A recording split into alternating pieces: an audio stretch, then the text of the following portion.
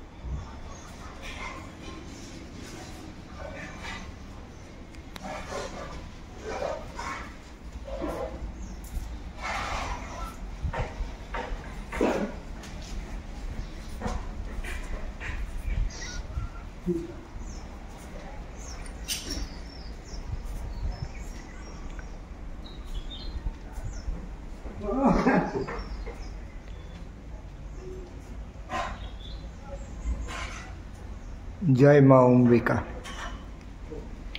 এই হলো হাঁসটের হংসেশ্বরী মহাদেব মন্দির। অতি প্রাচীন স্থল, খুবই সুন্দর। পুরোটাই দর্শন করলাম আজ সকালবেলা 7 তারিখ ফেব্রুয়ারির। তো পবিত্র স্থানে আসতে পেরে আজ খুবই ভালো লাগলো। শ্রী হংসেশ্বর মহাদেব, হাঁসট।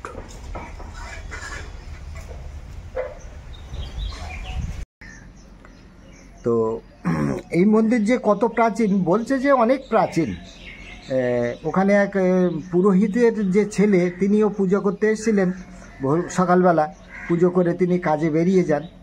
তো তার সঙ্গে আলাপ হলো, তিনি যে আলাপ করলেন তার সঙ্গে অনেকক্ষণ গল্প হলো। তো তিনিও জানেন না যে এই মন্দির কত প্রাচীন। আমি বললাম যে, জিজ্ঞাসা করলাম যে পিতামহ ব্রহ্মার বাহন যে হাঁস, তার নাম ছিল কান্তিশিখা। তো এই কান্তিশিখা এই হাঁসটে অনেক দিন ধরে জপ তপ করেছিলেন, শিব ঠাকুর পুজো করেছিলেন, করে শিব ঠাকুরের আশীর্বাদ লাভ করেছিলেন। তো এই কান্তিশিখার তপস্যার স্থল হচ্ছে এই হাঁসট।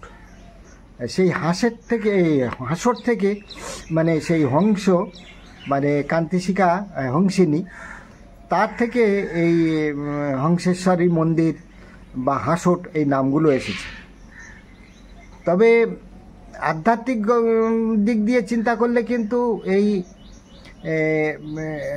এই হংসমন্ত্র বা হাঁসট এই নামগুলো অন্যরকম, এটা কিন্তু তা ঠিক নয়।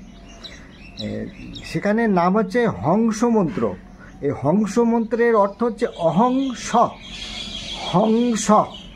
তো এই মন্ত্রটার এই যে একটা সাধুদের মধ্যে একটা উপাধি আছে পরমহংস।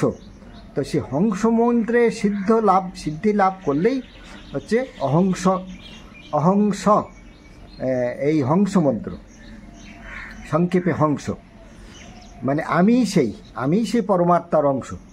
তাই অনুলোম বিলোমে সেইটাই হয়, সেই পরমাত্মার অংশই আমি। হ্যাঁ, অহংস সো অহং।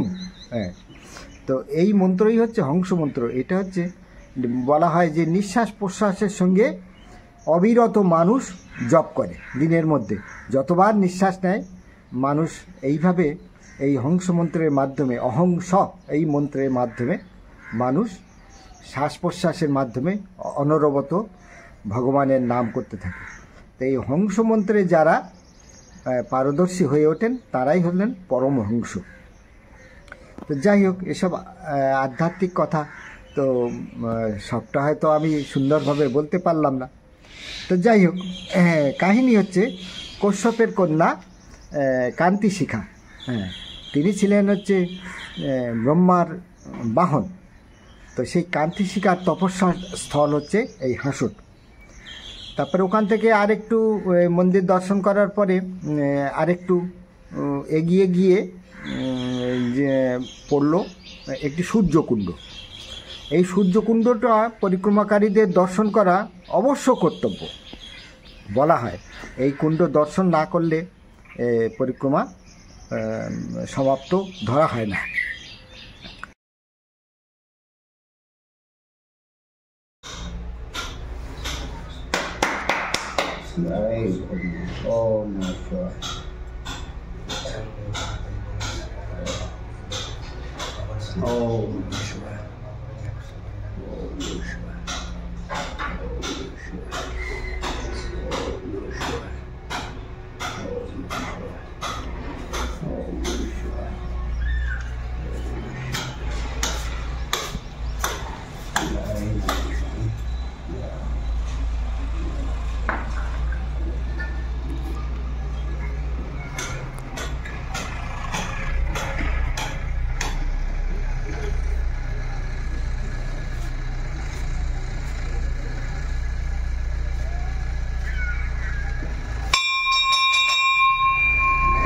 সূর্যকুণ্ড ধাম হাঁসট।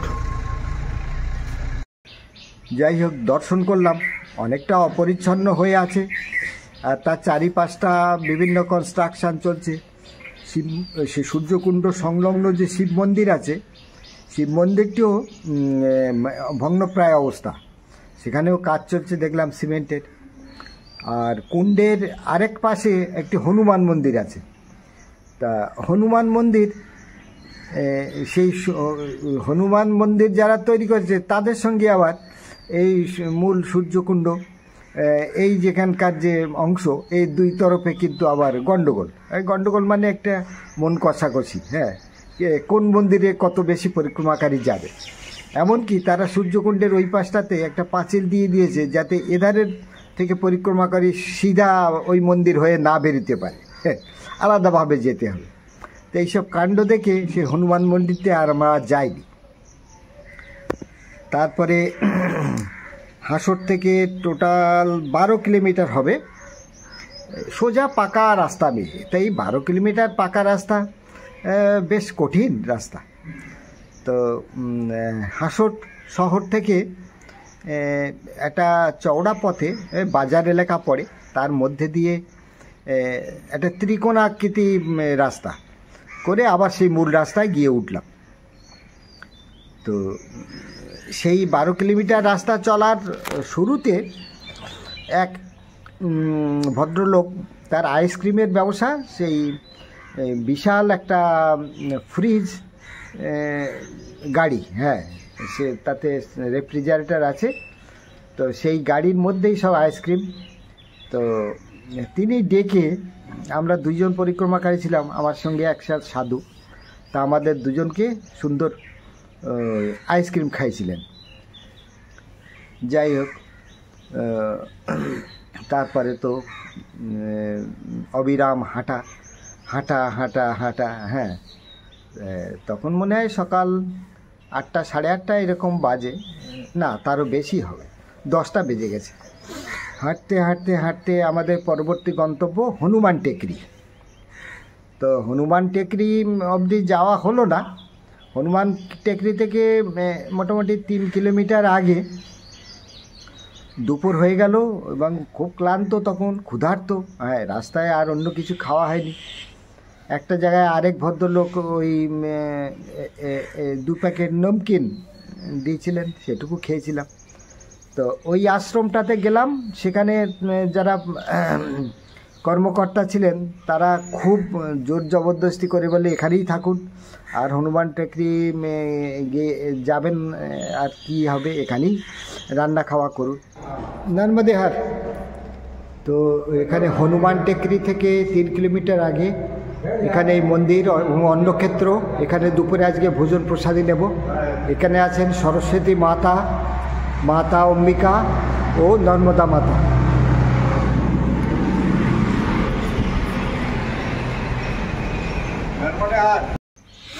তো নর্মদা মন্দির, আসলে এইরকম মন্দির অনেক তৈরি হয়েছে, তারা পরিক্রমাকারীদের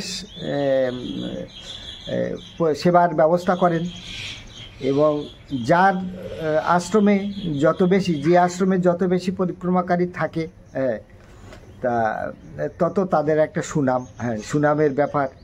তারপরে সেই মন্দিরে আরও জনসমাগম হয়, সেখানে আরও মানুষজন আসে, প্রণাম দর্শন করে, একটা সম্মানেরও ব্যাপার। তো তার কথা আমরা ফেললাম না, ওখানে প্রায় 10-15 জন পরিক্রমাকারী জড়ো হলো। তো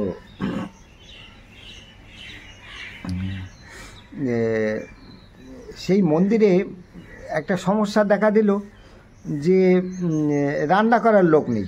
এক রাঁধুনি ব্রাহ্মণ আছেন, তা তিনি একটু অলস প্রকৃতির। যাই হোক, এতজনের রান্না এত চটপট করা, সেটাও একটা মুশকিলের ব্যাপার। তো করলাম কি, আমাকে তিনি ডাকলেন, তা দেখলাম চাল পোকা চাল, তা সেইগুলোই ভালো করে ধুয়ে এসে জলে ধারায় পোকাগুলো বার করলাম, করে চাল টাল আমি চাপিয়ে দিলাম, তিনি উনুন জ্বালিয়ে দিলেন কাঠের। আর তারপরে আরও কয়েকজন মিলে আমরা সবজি, বেগুন, লাউ, আলু, ইত্যাদি সব কাটা হলো, হাতে হাতে। আমি তরকারি সবজি বসিয়ে দিলাম, তা 5 মিশালি সবজি আমি করেছিলাম। আর ভাতটা সেই ব্রাহ্মণ তিনিই নামালেন। তো দুপুরবেলা ওখানে আমরা সকলে খুব সুন্দরভাবে প্রসাদ নিলাম। তা আমার সঙ্গে যে সাধুটি ছিল, সে আবার, এরা এইসব সাধু সন্তদের মধ্যে আবার অনেক গুণামি, কুসংস্কার এবং খুব একটা অন্যায় জেদ আছে, মানে যেগুলো হচ্ছে যে নমনীয়তা, সাধুসুলভ নমনীয়তা তাদের মধ্যে নেই। সে ফোন করে আছে দুপুরবেলা ভাত খাবো না, রুটি খাবো, তো রুটিই খাবো। তো রুটি হলো না, তা কিছু খেলো না, আর মনে মনে বোধহয় অভিশাপ দিচ্ছে আশ্রমকে। যাই হোক, তো এসব খুব ভালো না, এসবগুলো অত্যন্ত নোংরা ব্যাপার বলে মনে হলো আমার। যাই হোক, তো এই পরিক্রমা পথে তার দায় তার, তার মন সে যদি অপরিচ্ছন্ন করে রাখে, আমরা কি করে পরিষ্কার করব? আচ্ছা, যাই হোক, ওখানে সুন্দরভাবে করলাম। মন্দিরটি নতুন তৈরি এবং মন্দিরের মধ্যে যে দেবতা সেগুলো বেশ পরিষ্কার পরিচ্ছন্ন। চাতালেই শুয়েছিলাম মন্দিরের সামনে। আর ভোজন ছিল ওই ভাত আর সবজি, ব্যাস। আর ওখান থেকে আবার যখন হাঁটা শুরু করলাম, আজকে তার বসে থাকার দিন নেই, আজকে পৌঁছতে হবে বিমলেশ্বর। হ্যাঁ, আমরা ফোন করেই আছি। তো বেরিয়ে পড়লাম। তারপরে দেখলাম যে হনুমান টেকরি না গিয়ে ভালোই করেছিলাম, কারণ হনুমান টেকরি ওখান থেকে আরও প্রায় 3 কিলোমিটার রাস্তা ছিল, এবং হনুমান টেকরিতে যে সাধু পরিষেবা দেন তিনি অসুস্থ, আর সুতরাং ওখানটা আর আমরা গেলাম না, যাওয়ার আর প্রয়োজন ছিল না। তো সেখান থেকে এইবার ভূপ্রকৃতি কিন্তু এবার পাল্টাচ্ছে। এবার যে রাস্তাটা পড়লো সেই রাস্তাটার দীর্ঘ পথ, খানিকটা জঙ্গল এলাকা। এই জঙ্গল এলাকার যে জঙ্গলগুলো ওই অনেকটা ওই যে বলেছিলাম সমুদ্র উপকূলবর্তী এলাকায় যে নোনা মাটি, তারপরে ঘাস ঝাড়, বিশাল বিশাল লম্বা লম্বা সব ওই সামুদ্রিক ঘাস জঙ্গল, ঝাড়ি জঙ্গল এইরকম। আর কোথাও কোথাও আবার এমনি সাধারণ জঙ্গল ঝাড়ি মতো আছে, তবে রুক্ষ পথ, কোথাও কিন্তু কোনো ছায়া নেই যে বসে বিশ্রাম নেবেন তার কিন্তু কোনো উপায় নেই, সে তীব্র জ্বালা। হ্যাঁ, আর এই রাস্তায় না কোনো ঘরবাড়ি আর না কোনো জলের ব্যবস্থা। তো জল তো কখন শেষ হয়ে গেছে, হ্যাঁ, পা মোটে চলে না। হ্যাঁ, বসছি মাঝে মধ্যে। আর বিমলেশ্বর দর্শনের জন্য পিছন থেকে মহারাষ্ট্রের বেশ কিছু পরিক্রমাকারী, বেশ ওরা জোর পায়ে আমাদের অতিক্রম করে চলে যাচ্ছে। মনে একটু দুঃখও লাগছে যে এরা কি সুন্দর হাঁটে, আর আমরা মনে হচ্ছে দুর্বল। আসলে তা নয়, যে ক্লান্তি তাতে তো ওইভাবে হাঁটাটা উচিতও না। যাই হোক, এই পথও পেরিয়ে গেলাম। পেরিয়ে গিয়ে মন্দির থেকে মোটামুটি 4 কিলোমিটার আগে ওখানে একটা ওই খামার বাড়ি টাইপের দেখতে পেলাম। সেখানে দেখলাম ওই পাম্প মোটর চলছে। তো পানীয় জলের আশায় তাদের ওখানে গেলাম, তারাও খুব খুশি হয়ে পানীয় জল দিল। কিন্তু অল্প একটু পান করে দেখলাম জলটি খুব ঠান্ডা, কিন্তু সেই জলে অনেকটা ইনসেকটিসাইডের গন্ধ পেলাম। তো আমি আর পান করলাম না, কমণ্ডলিতে এইভাবে ভরে রেখে দিলাম যে যেখানে আরও ভালো জল পাবো সেখানে নেব। আচ্ছা, তো এইবার যত কাছাকাছি যেতে পৌঁছচ্ছি বিমলেশ্বরের, অনেক মানুষজন বা পরিক্রমাকারী একে একে সব দেখা হতে লাগলো। তারপরে বিমলেশ্বর মন্দিরের ঠিক একটু আগে আর একটা পথের ধারে মন্দির পড়লো, সেখানে প্রণাম করলাম এবং সকলে পরিক্রমাকারীরা বসলাম। আচ্ছা, গাড়ি বা বাহনে করে এক মা পরিক্রমায় যাচ্ছিলেন, তিনি গাড়ি থেকে নেমে আমাদের সকলকে 1 প্যাকেট করে ওই শুকনো লাড্ডু আর চকলেট ইত্যাদি খেতে দিলেন।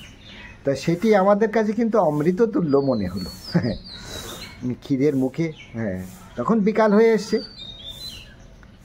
তখন আনুমানিক 4:30 কাছাকাছি হবে। ওখান থেকে এবার বুঝতে পারছি যে মন্দিরের কাছাকাছি, মানে বাতাসে যেন মন্দিরের, বিমলেশ্বর মন্দিরের গন্ধ পাচ্ছি বলতে গেলে। তো এগিয়ে গেলাম, এগিয়ে গিয়ে সেই মন্দির কমপ্লেক্স যখন শুরু হলো তার মধ্যে দিয়ে চলছি। প্রথমে পড়লো একটি ভাতাজি মহারাজের মন্দির। তো ভাতাজি মহারাজ হচ্ছেন ওখানকার স্থানীয় দেবতা। হ্যাঁ, তো তার হাতে একটি তরবারি থাকে, সুন্দর দর্শন। তো ভাতাজি মহারাজের সঙ্গে থাকে মাতাজি, হ্যাঁ, শক্তি, আর কালিকা, হ্যাঁ, এই 3টি থাকে সাধারণত। তো ইনি হলেন ভাতাজি মহারাজ, আর ইনি হলেন মাতাজি। এই মন্দিরে ভাতাজি, মাতাজি, আর এখানে আছেন মা কালিকা শক্তি রূপিণী, আর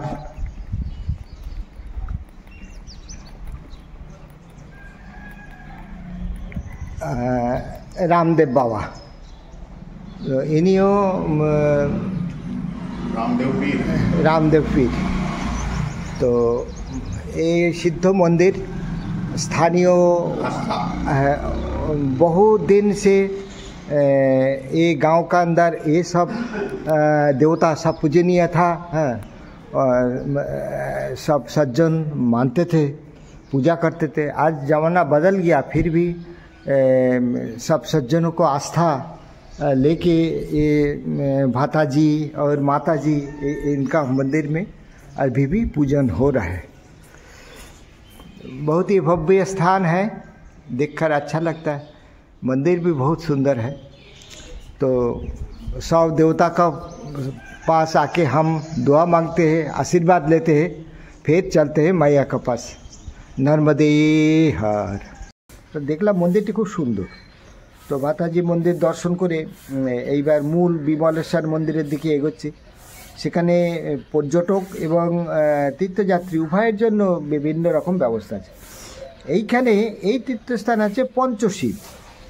তো 5টি শিব আলাদা আলাদাভাবে প্রথমে দর্শন করিনি, তবে পরে আরেকজনের কাছে কোথায় কোথায় অবস্থান শিবগুলো আছেন তো সেইগুলো শুনে নিয়ে ওই তখন রাত হয়ে গেছে, দর্শন করেছিলাম একে একে। তা সবগুলো ফটো নেই, মোবাইলে তোলা ফটোগুলো আপনাদের দেখাতে পারবো। ओम नमः शिवाय।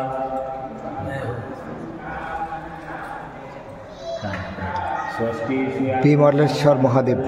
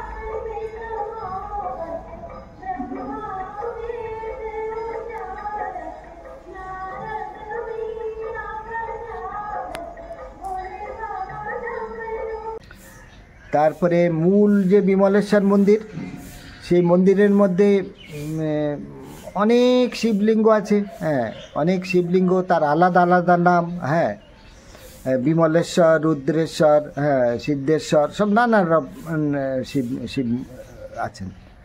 তো তো সেসবগুলো আর সবটা মনে নেই এখন। আর ডায়েরিতে সেই দিনের সেই শিব মন্দিরগুলোর, শিবলিঙ্গগুলোর আলাদা আলাদা নামগুলো লেখা নেই। তো একটি, আমি শৈলেন্দ্র নারায়ণের কাহিনী যারা বিস্তৃত পড়েছেন তারা জানেন, একটি শিবলিঙ্গ, একটি মন্দির ছিল ভাঙা পঞ্চায়েত বাড়ি টাইপের, সেই তার ভিতর থেকে ওই দুপুরবেলা একটা কুণ্ডের মধ্যে থেকে শিবলিঙ্গ বেরোতো। তো ছিটকে ছিটকে বেরোতো, তা একদল নাগা সাধু সেই লিঙ্গগুলোকে কুড়িয়ে নিয়ে আবার সেই জলে কুণ্ডের মধ্যে ছেড়ে দিত। তা পুরোহিত যেকে জিজ্ঞাসা করলাম, বাবা এরকম একটি কুণ্ড আছে শুনলাম। তখন বলে, হ্যাঁ বাবা আছে তো। তা বলে লুকিয়ে রেখেছি। তা দেখলাম সেটি আসলে একটি শিবলিঙ্গ। সেই শিবলিঙ্গর গায়ে একটা গোলাকৃতি ছিদ্র আছে, বেশ বড়।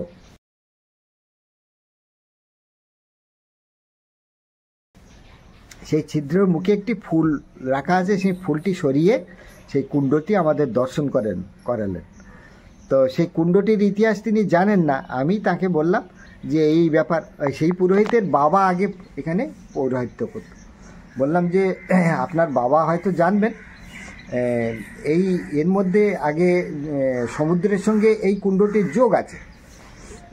দুপুর 12টা নাগাদ যখন সমুদ্রে জোয়ার আসতো, তখন এই কুণ্ডর ভিতর থেকে শিবলিঙ্গ ছিটকে ছিটকে বেরিয়ে আসতো, এবং একটি সবুজ রঙের বামলিঙ্গ আমাদের পেয়েছিলেন আমাদের শৈলেন্দ্র নারায়ণজি, তার কমণ্ডলুর মধ্যে লাফিয়ে পড়েছিল।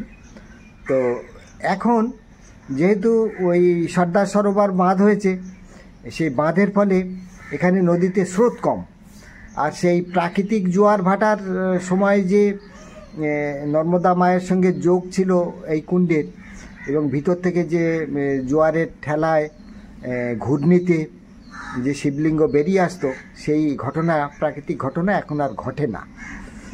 যাই হোক, সে পবিত্র দর্শন হ্যাঁ হলো সুন্দরভাবে। ওখানে আমি বসে, যখন সন্ধ্যা আরতি চলছিল, তখন আমি ওখানে শিব মহিম্ন স্তোত্র পাঠ করলাম বসে বসে অনেকক্ষণ ধরে। তারপরে ওখানে পরিক্রমাকারীদের থাকার একটি জায়গা আছে, তার আগে লাইন দিয়ে 250 টাকা করে ওই নৌকার টিকিট, নৌকা মানে স্টিমার। তা ওরাই জানিয়ে দিল যে রাত 9:30 নাগাদ নৌকো ছাড়বে। তা কী নৌকা, কেমন নৌকা, কি জাহাজ, কত বড় জাহাজ, মনের মধ্যে একটা কৌতূহল, কত লোক যাবে, কত ভিড় হবে, তারপরে সমুদ্র দর্শন অন্ধকারে করতে পারবো কিনা, হ্যাঁ, কতক্ষণ লাগবে, হ্যাঁ, এই সমস্ত, ওপারে কোথায় পৌঁছবো, সেখান থেকে কোথায়, নানা প্রশ্ন কিন্তু মনের মধ্যে ঘুরবে। আমারও ঘুরেছিল। যাই হোক, দ্রুত পরিক্রমাকারীদের ভোজন, সান্ধ্য ভোজন করিয়ে দেওয়া হলো। সেই ভোজন প্রসাদ নিয়ে সমুদ্র দেবতার উদ্দেশ্যে কিছু উপহার, হ্যাঁ, সমর্পণ করতে হয়, হ্যাঁ, ফল, সুপারি, হ্যাঁ, বস্ত্র ইত্যাদি। তো সেগুলো ওখান থেকে স্থানীয় একটা দোকান থেকে কিনে নিয়ে আমি একাই সে অন্ধকারের মধ্যে দিয়ে রওনা হয়ে গেলাম। অনেকটা পথ, প্রায় 3 কিলোমিটার রাস্তা, হ্যাঁ। আর আশ্রম থেকে নামার মুখে যখন সেই সমুদ্র তীরবর্তী উপকূলবর্তী স্থানে যাচ্ছি, সেখানেও একটি বিশাল বড় সামিয়ানা টাঙিয়ে ঘিরে একটা টেম্পোরারি আশ্রম এই 4-5 মাসের জন্য করা আছে। পরিক্রমাকারীরা, বাড়তি পরিক্রমাকারী আসলে ওখানে তারা থাকতে পারে, আছেও অনেকে। তারপর অন্ধকারের মধ্যে দিয়ে পথ চলা। এখন আমি আছি বিমলেশ্বর মন্দির প্রাঙ্গণে, সমুদ্রের ধারে। তো রাত্রেবেলা এখন 7:40 বাজে, সব খাওয়া দাওয়া হয়ে গেছে এই মন্দির চত্বরে। এখানেই সকলে আমরা প্রসাদ নিয়েছি।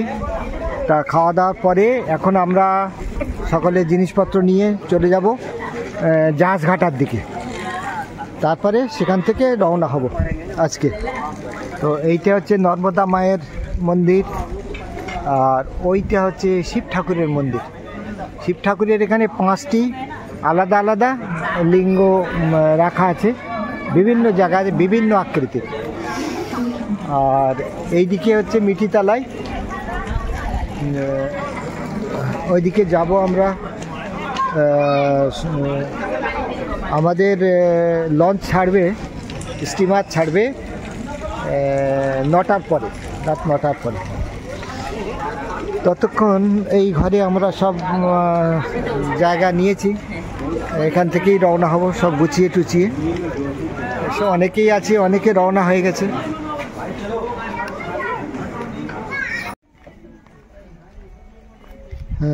এখন এই বিমলেশ্বর মন্দির, মহাদেব মন্দির থেকে চলেছি মিঠিতলায়ের দিকে। ওখানে যেখান থেকে নৌকো ছাড়বে, তো অনেক নিয়ম কানুন আছে। হ্যাঁ, মায়ের এবং সমুদ্র দেবতার উদ্দেশ্যে ফল দান এবং সুপারি, তারপরে কুমকুম ইত্যাদি সামগ্রী দিতে হয়। তা সেগুলো স্থানীয় দোকান থেকে নিয়ে বিধিমাফিক নৌকার মাঝি যখন বলবে বা নৌকার কর্মচারী তারা বলবে যে কখন দিতে হবে, তো সেই মতো জিনিসপত্র নিয়ে এই পথটা অন্ধকারাচ্ছন্ন পথ। এখানেও একটি বিরাট বড় প্যান্ডেল আছে, যদি লোক সংখ্যা বেড়ে যায় তো এই প্যান্ডেল পথে এখানেও থাকা যাবে, সেই রকমভাবে ব্যবস্থা করা আছে। तो मार्ग कौन सा है जी? यही नाव जाने का सीधा रास्ता।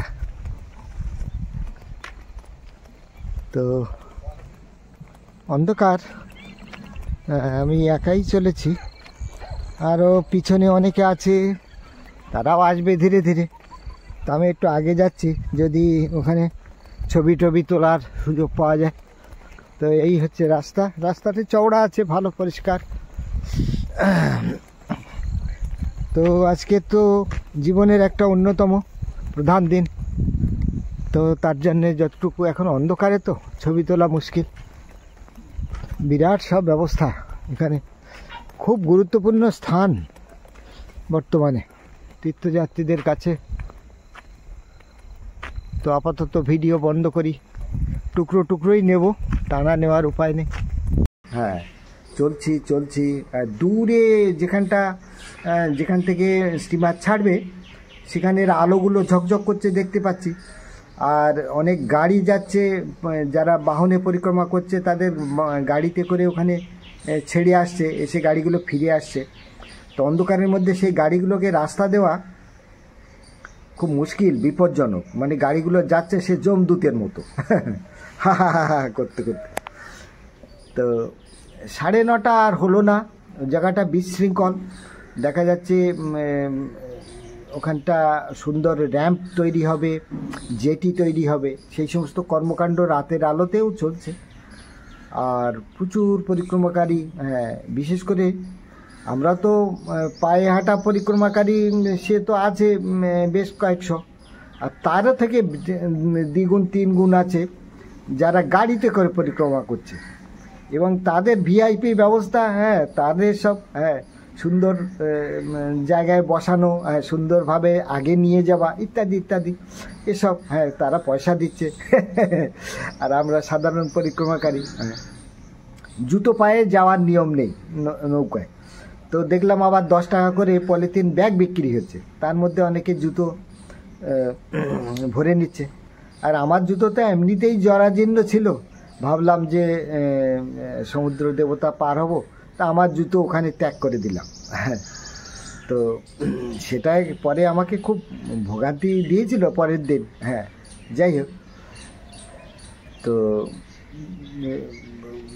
সব 9:30 আসবে, কিন্তু মুশকিল হলো জোয়ার না হলে তো নৌকোগুলো বা বড় বড় সেই কাঠের স্টিমারগুলো সব মোটা কাঠ দিয়ে তৈরি, কাঠের তৈরি। দেখলাম আধুনিক যে আজকালকার লোহার স্ট্রাকচারের যে স্টিমার তা নয়, সব মোটা কাঠ দিয়ে দিয়ে বানানো, বেশ চওড়া। হ্যাঁ, এক একটাতে 200-250 যাত্রী ধরতে পারে। তো জোয়ারের জল না আসা অবধি সে পাঁকে আটকে থাকলো বোট। তারপরে জোয়ার আসতে আসতে প্রায় রাত 11:30, তখন ধীরে ধীরে এতগুলো লোক ওঠানোর ব্যবস্থা হলো। হই হই করতে করতে একটা ভিড় ভাড়াক্কা ধাক্কাধাক্কি সবই হলো। আর এক একটা নৌকোতে আমরা প্রায় 200 করে, 3টে নৌকো, মোট 600 প্রায় যাত্রী উঠলাম। তাদের মালপত্র, লোক, লস্কর। তারপরে সেই রবীন্দ্রনাথের সেই যে সমুদ্র সঙ্গম এর কাহিনী বর্ণনা, সহসা স্তিমিত জলে আবেগ সঞ্চার, 2 কুল উচ্চতা আইল আশার সংবাদে, কলশব্দ গীতে সিন্ধুর বিজয় রথ পশিল নদীতে, আসিল জোয়ার। তো সেই কাহিনী, সেই এটা মনে পড়লো। যাই হোক, সুন্দর নর্মদা মায়ের জয়ের ধ্বনি করতে করতে 12:30 পরে সেই 3টে নৌকো আমাদের অন্ধকারের বুক চিরে সমুদ্রের সেই ঢেউয়ে দুলতে দুলতে আমরা চললাম। তো নর্মদা মায়ের গতিধারা সমুদ্রের মধ্যে যতটা দূরে গেছে, সেই দূর অবধি কিন্তু সে নর্মদা মাকে ক্রস না করে সেই গতিধারাকে পার করে যেখানে মায়ের গতি থেমে গেছে, সেই স্থান দিয়ে আরব সাগরের মধ্যে দিয়ে আমরা রত্নাসাগর বলবো, আমরা ধীরে ধীরে গেলাম। ওই যে গুজরাটের ম্যাপ দেখবেন একটা দন্তস্ব মতো জায়গা আছে, সেই খাঁড়িটার নাম হচ্ছে খাম্বাত খাঁড়ি, আর স্থানটির নাম হচ্ছে মিঠিতালাই। তো মিঠিতালাই পৌঁছালাম প্রায় 2:30 নাগাদ, রাত 2:30টার পরে, 2:30 নাগাদ বললে ভুল হবে। তারপরে সেখানে বিশাল জেটি আছে, পাকা জেটি, সেখানে আলোয় আলোয় ঝকঝক করছে। গুজরাট মনে হচ্ছে যেন আলোর বন্যা, চারিদিকে আর সব শিল্পাঞ্চল, সব বড় বড় কারখানা, বড় বড় বাড়ি, সে মনে হচ্ছে যেন একটা কল্পনার নতুন জগতে প্রবেশ করলাম। তো রাত্রিবেলায় সমুদ্র দর্শন ঝিকমিক করছে, হালকা আবছা আলো, দূরে দিগন্ত রেখার কাছে সেই আলোর মালা, ধীরে ধীরে সেই আলোর মালার দিকে এগোচ্ছি। আর আমাদের 3টি বোট একে অপরকে পেরিয়ে একটু দূরত্ব রেখে যাচ্ছে। আর আরেকটা জিনিস হয় এই সমুদ্রপথে, এই সমুদ্রের যে ঢেউগুলো হয় না, তার মধ্যে থেকে মনে হয় যেন একটা আলোর জ্যোতি বিচ্ছুরণ হয়। আসলে ঢেউগুলো যে উঁচু নিচু, তার গায়ে দূরের আলো, উপরে আকাশের আলো, এই আবছা আলোগুলো পড়ে একটা প্রতিপ্রভা টাইপের যাকে বলে তৈরি হয়, এটা সুন্দর লাগে। তো মাঝ নদীতে একটা জায়গায় মন্দিরের এই নৌকোর মাঝিরা নির্দেশ করলো অনেকে, আমি নারকেল দান করলাম, বস্ত্র সুপারি ওগুলো রেখে দিলাম, ওগুলো দিলাম না, সুপারিটা বার করতে হতো। আর সেই সিঁদুর টিঁদুর আমি বললাম না, বিষধর জিনিস এগুলো আর দেবো না, বাবা তুমি ফল নাও, ব্যাস। এই নারকেল ভাসিয়ে দিয়েছিলাম। তা অনেকে আবার সমুদ্রের জল নিয়ে নিল, একটু কিছু বাড়তি অর্থ নৌকোর মাঝিদের দিয়ে সবাইয়ের কাছ থেকে নিল। আমি আর নোনা জল আর নেইনি, যে নর্মদা মায়ের জল বয়ে নিয়ে চলেছি, আর অন্য জলের কি হবে, সাগর দেবতা তিনি তো অনন্ত ভাণ্ডার, তো সে জল আর আমি নিইনি। তো এই গল্প এ কতটুকু আর আপনাদের বোঝাবো, সে বলতে গেলে শেষ নেই। অসাধারণ সেই রাত্রি, আজকে বিমলেশ্বর ধাম, পবিত্র দিন, যে আজকের আমার নর্মদা মায়ের দক্ষিণ তট পরিক্রমা সমাপ্ত হলো। তো আগামী দিনে শুরু হবে নতুন পথ, উত্তর তট ধরে পরিক্রমা। সেটা একটা আলাদা অভিজ্ঞতা, আলাদা জায়গা, আলাদা ভূপ্রকৃতি, আলাদা দিন, সেটা আগামীতে আসছে। ততক্ষণ আপনারা সকলে সুখী সুন্দর থাকুন, চিন্তা করতে থাকুন। এক সাধারণ পরিক্রমাকারী বাঙালি, সে পায়ে হেঁটে নর্মদা মায়ের একটি তীর, দক্ষিণ তীর পরিক্রমা সমাপ্ত করেছে। নর্মদে হর। আজ 7ই ফেব্রুয়ারি এখানে দক্ষিণ তটে সমুদ্র তীরে আমরা জড়ো হয়েছি। রাত 9টার সময়ে আমাদের স্টিমার ছাড়বে। তো এখানে প্রচুর জনগণ, আজকে প্রচুর ভিড় ভাড়াক্কা হয়েছে। শুনেছি 3-4 ঘন্টা সময় লাগে, কখনো কখনো অল্পও লাগে। তো এই জায়গাটিতে নতুন করে জেটি এবং সুন্দরভাবে রাস্তাঘাট তৈরি হচ্ছে, কিন্তু আপাতত খুবই বিশৃঙ্খল অবস্থা।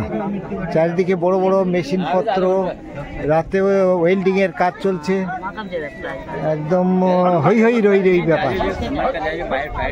তো দিনের বেলা হলে আরও ভালো দেখানো যেত, এর থেকে বেশি আপাতত দেখা সম্ভব না। বিমলেশ্বর মন্দির থেকে এই জেটি ঘাট প্রায় 3 किलोमीटर रास्ता। सब भैया अच्छे, चलो बनी जाए बाबा अच्छे रे।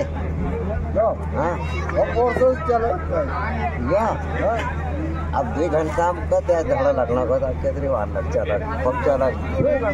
हाँ 4 घंटे की जगह में 2 घंटा में यार कहाँ करे पेड़ देते ठंड नहीं लगे। गर्मी बाबा अभी हटूं न आप पहले काम ही थे ऐसा लगा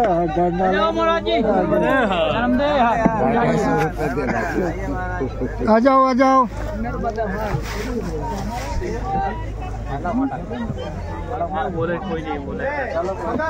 देख 2 डोंगा आना मनुष्य के तरह देखा था तो 2 डोंगा में भरे भाई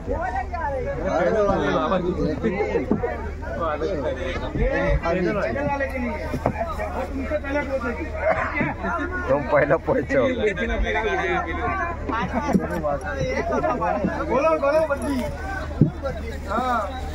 काय मोठा मोठा भीतर काच वाले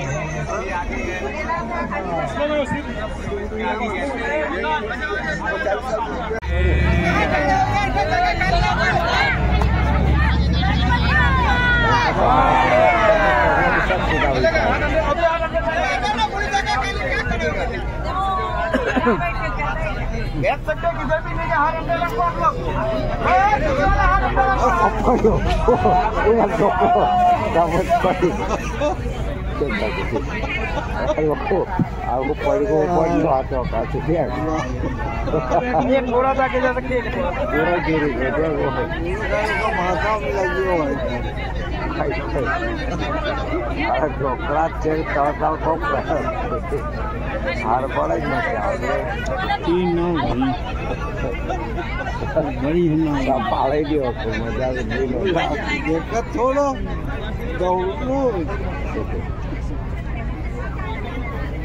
ऊपर आपको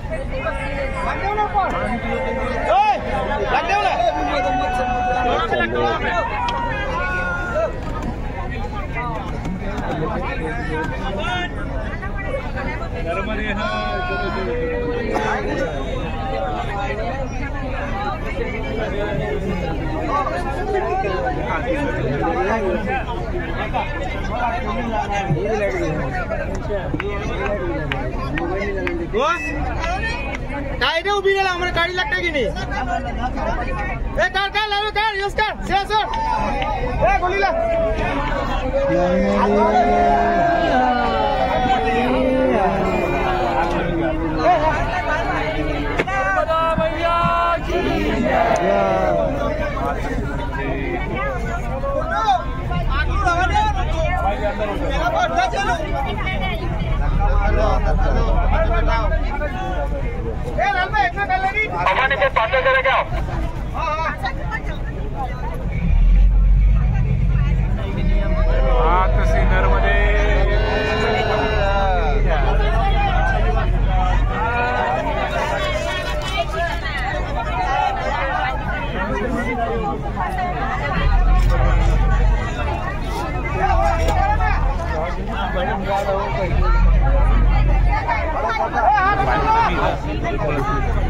पानी कमी